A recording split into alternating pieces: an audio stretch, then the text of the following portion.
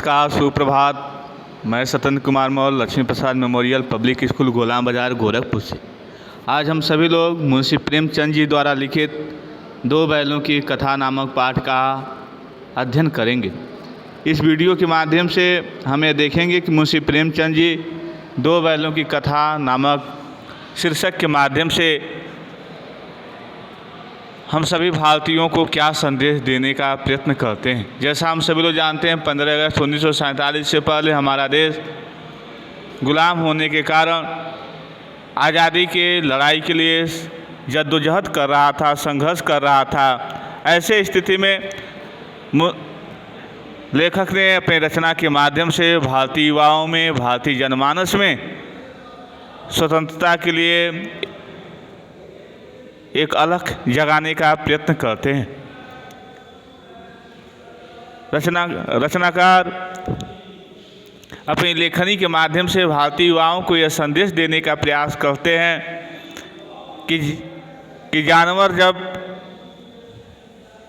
गुलामी की अवस्था या जंजीरों को तोड़ने के लिए हमेशा संघर्ष करता रहता है, हम तो मानव हैं, प्राणियों में सर्वश्रेष्ठ होने का दावा करने वाले हम तो मनुष्य हैं, फिर हम किसी का आधिपत्य या गुलाम कैसे स्वीकार करें।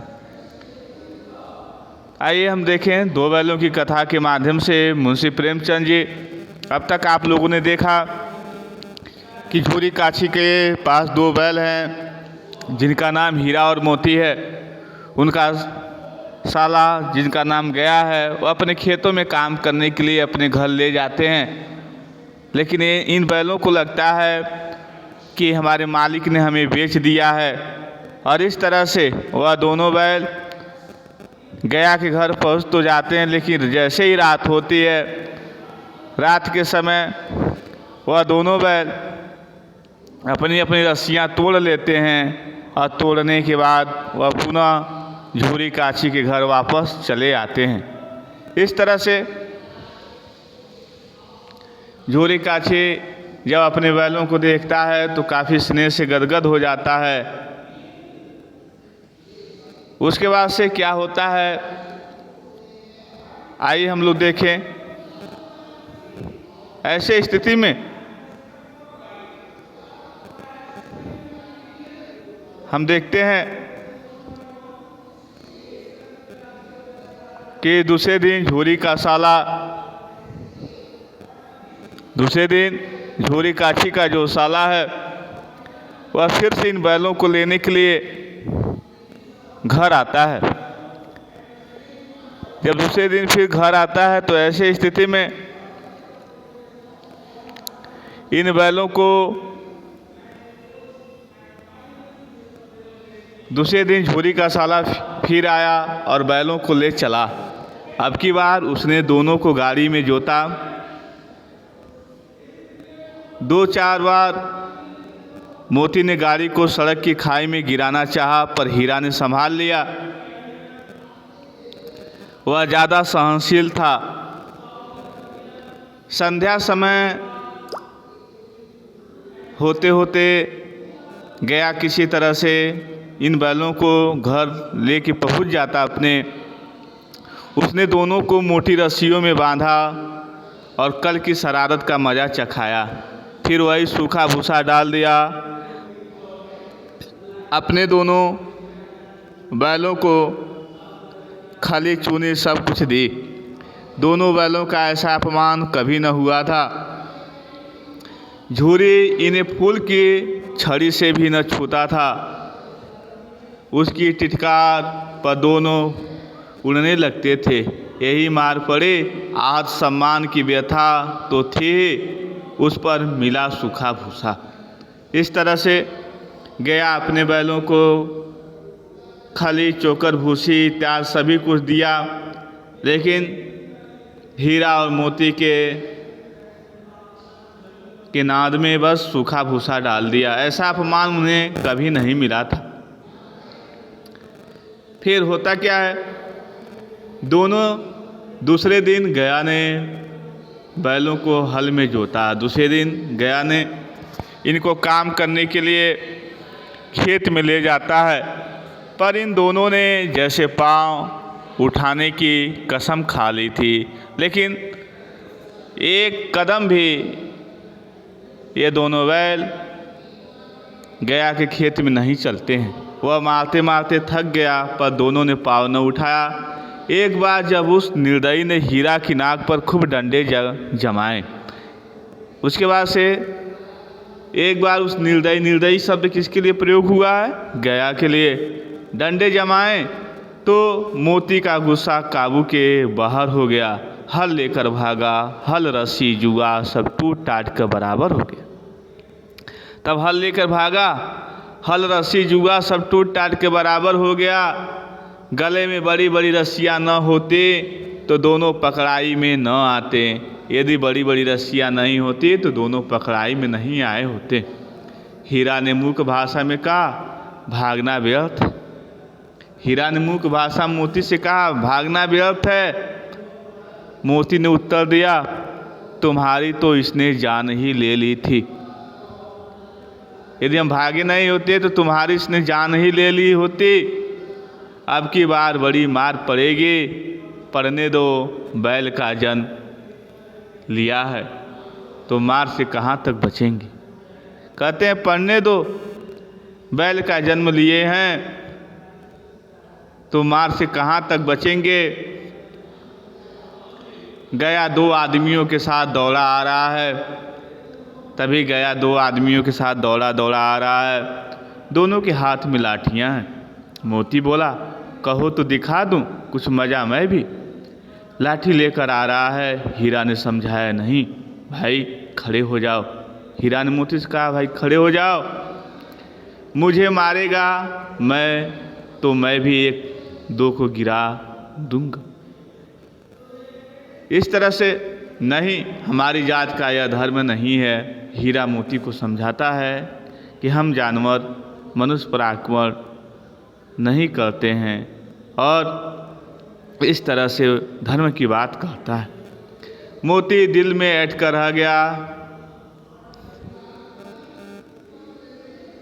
तभी गया पहुंचा और दोनों को पकड़कर ले गया। कुशल हुए कि उसने उस वक्त मारपीट नहीं की, नहीं तो मोती भी पलट पड़ता। उसके तेवर देखकर गया उसके सहायक समझ गए कि इस वक्त टाल जाना ही मसलहत है, यानी सही है। फिर इन दोनों बैलों को गया मारता नहीं है, ले जाता है। आज दोनों के सामने फिर वही सूखा भूसा लाया गया। दोनों चुपचाप खड़े रहे। घर के लोग भोजन करने लगे। उस वक्त छोटी सी लड़की 2 रोटियां लिए निकली और दोनों के मुंह में देकर चली गई। फिर घर के लोग भोजन कर रहे हैं, तभी दरवाज़ा खुलता है। एक लड़की आती है 2 रोटियों के साथ। एक रोटी दोनों को खिला के चली गई। उस एक रोटी से इनकी भूख तो क्या शांत होती, पर दोनों के हृदय को मानो भोजन मिल गया।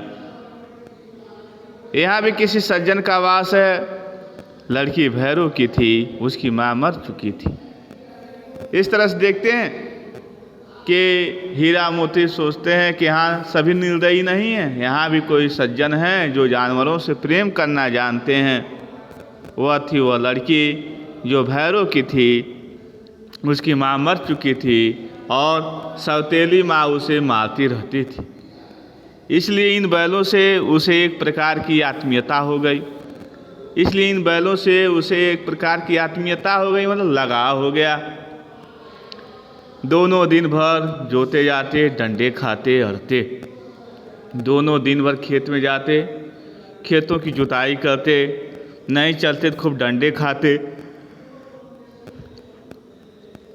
शाम को थान में बांध दिए जाते। थान मतलब जहाँ पशुओं को बांधने का जगह है। और रात को वही बालिका उन्हें 2 रोटियां खिला जाती। प्रेम के इस प्रसाद की यह बरकत थी कि 2 गाल सूखा भूसा खाकर भी दोनों दुर्बल न होते। मगर दोनों की आंखों में रोम रोम में विद्रोह भरा हुआ था।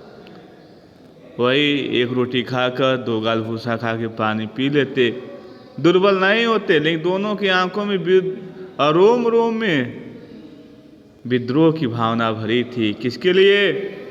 एक दिन मोती ने मूर्ख भाषा में कहा, अब तो नहीं सहा जाता हीरा, क्या करना चाहते हो? एक आध को सींगों पर उठाकर फेंक दूंगा। हीरा ने पूछा, क्या करना चाहते हैं? मोती कहता है, एक आध को सींगों पर उठाकर फेंक दूंगा, लेकिन जानते हो वह प्यारी लड़की जो हमें रोटियां खिलाती है उसी की लड़की है जिसे तुम मारने के लिए कह रहे हो। जो घर का मालिक है वह बेचारी अनाथ हो जाएगी। मालकिन को न फेंक दूं? कहो तो मालकिन को ही फेंक दूं। वही तो लड़की को हमेशा मारती रहती, वही तो उस लड़की को मारते हैं, लेकिन औरत जात पर सींग चलाना मना। बहुत बड़ी बात मुंशी प्रेमचंद जी ने यहाँ पर कहे कि औरत जात पर सींग चलाना मना है। ये भूल जाते हो, तुम तो किसी तरह निकलने नहीं देते हो। मोती कहता, तुम किसी तरह से यहाँ से बाहर निकलने नहीं देते हो। बताओ, तुड़ा के भाग चले? मोती कहता, बताओ, रस्सियाँ तोड़ के भाग चले? हाँ, मैं यह स्वीकार करता हूँ, लेकिन इतनी मोटी रस्सी टूटेगी तो कैसे टूटेगी? इसका एक उपाय है, पहले रस्सी को थोड़ा सा चबा दो, इसको चबा दो, फिर एक झटके में जाती है। रात को जब बालिका रोटियां खिलाकर चली गई, दोनों रस्सियां चबाने लगी, पर रस्सी मुंह में न आती थी। बेचारे बार बार जोर लगाकर रह जाते थे। फिर सहसा घर का द्वार खुला और वही लड़की निकली। रात के अंधेरे में घर का द्वार खुला और वही लड़की निकली। दोनों सिर झुकाकर उसका हाथ चाटने लगे। दोनों की पूंछें खड़ी हो गईं। उसने उनके माथे सहलाए और बोली, खोल देती हूँ। लड़की कहती है, खोल देती हूँ तुम्हारी रस्सियाँ, चुपके से भाग जाओ, नहीं तो यहाँ के लोग मार डालेंगे। आज ही घर में सलाह हो रही है कि इनकी नाकों में नाथ लगा दी जाए। और इस तरह से उसने गराम खोल दिया। लड़की ने उन बैलों की रस्सियों को खोल दिया, पर दोनों चुपचाप खड़े रहे। मोती ने अपनी भाषा में पूछा, अब चलते क्यों नहीं? हीरा ने कहा,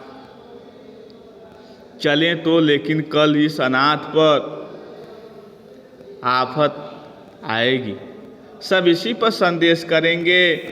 सहसा बालिका चिल्लाई, दोनों फूफा वाले बैल भागे जा रहे हैं। ओ दादा, दोनों बैल भागे जा रहे हैं, जल्दी दौड़ो। इस तरह लड़की चिल्लाने लगती है। और जब उसके चिल्लाने की आवाज़ सुनते हैं तो दोनों बैल भाग निकलते हैं। गया हड़बड़ाकर बाहर निकला और बैलों को पकड़ने चला। वे दोनों भागे, गया ने पीछा किया और भी तेज हुए। गया ने शोर मचाया, फिर गांव के कुछ आदमियों को भी साथ लेने के लिए लौटा। शोर मचाता रह गया, बैल भाग के निकल गए। फिर आदमियों को कुछ लेने के लिए गांव की तरफ लौटा। दोनों मित्रों को भागने का मौका मिल गया, सीधे दौड़ते चले गए, यहाँ तक कि मार्ग का ज्ञान न रहा।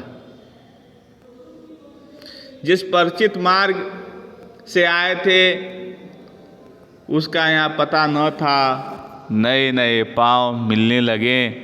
तब दोनों एक खेत के किनारे खड़े होकर सोचने लगे, अब क्या करना चाहिए। दोनों बात कर रहे हैं, कब हमें क्या करना चाहिए, अब तो हम रास्ता भूल गए। हीरा ने कहा, मालूम होता है राह भूल गए, तुम भी तो बेतहाशा भागे। वही मार गिराना था, उसे मार गिराते तो दुनिया क्या कहती।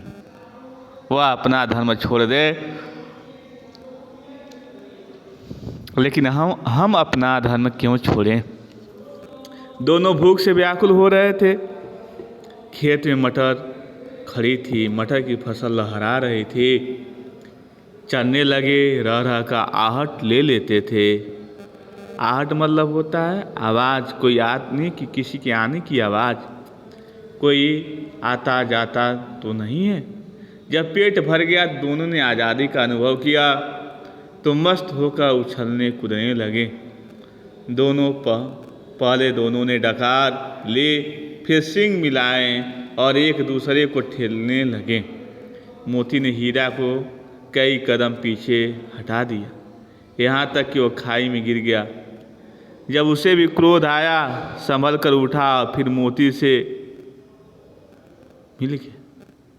मोती ने देखा खेल में झगड़ा हुआ चाहता है तो किनारे हट गया। इस तरह से आप देखेंगे कि गया के घर से दोनों बैल उस लड़की के माध्यम से आज़ाद हो जाते हैं, स्वतंत्र हो जाते हैं। फिर आगे के परिदृश्य में मुंशी प्रेमचंद जी बताते हैं तीसरे अवतरण में, अरे यह क्या कोई सांड दौड़ता चला आ रहा है। हाँ, सांड ही है। वह सामने आ पहुंचा, दोनों मित्र बगले झांक रहे हैं। सांड पूरा हाथी है। तभी दोनों देखते हैं सामने से कोई सांड आ रहा है, पूरा हाथी जैसा भारी भरकम शरीर वाला। उससे भिड़ना जान से हाथ धोना है, लेकिन न भिड़ने पर भी जान बचती नहीं नजर आती।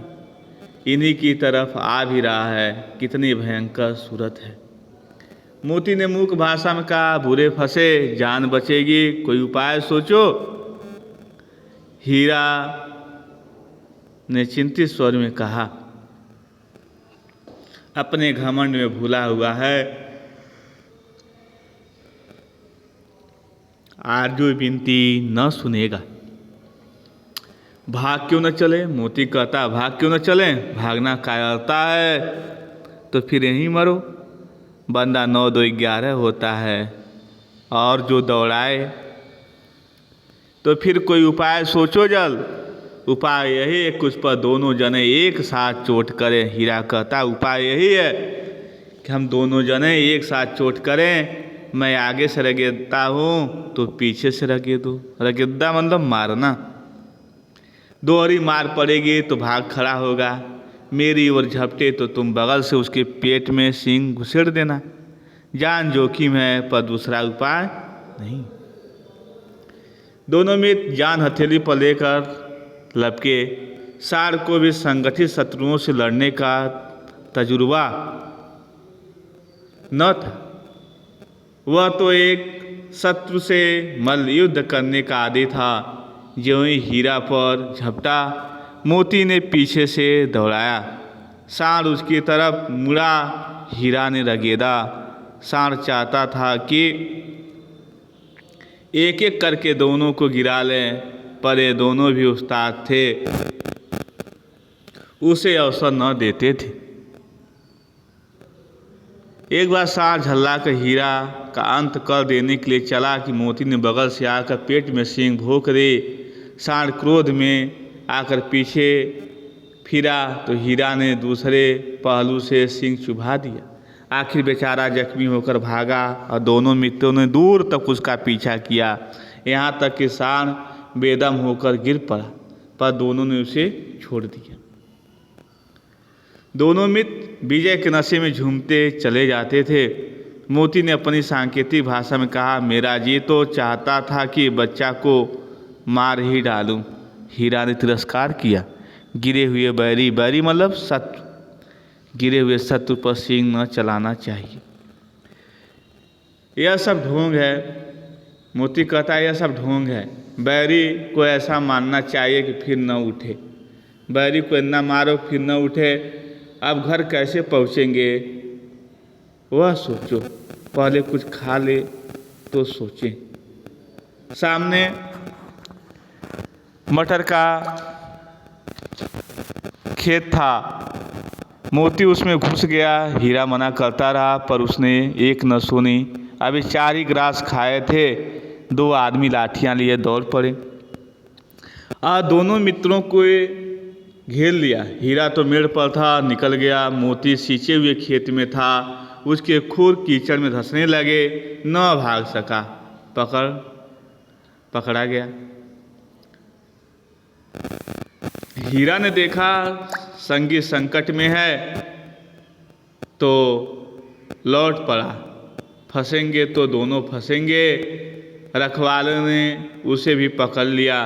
प्रातःकाल दोनों काजी हाउस में बंद किए दिए और इस तरह से दोनों को काजी हाउस में बंद कर दिया गया। अब तक आप लोगों ने देखा कि हीरा मोती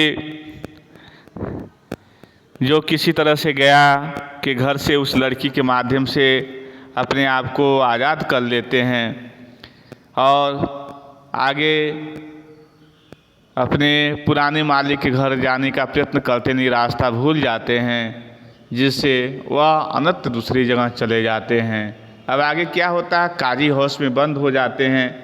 उसके बाद उनके साथ कैसा व्यवहार होता है हम अगले वीडियो में इस पर चर्चा करेंगे।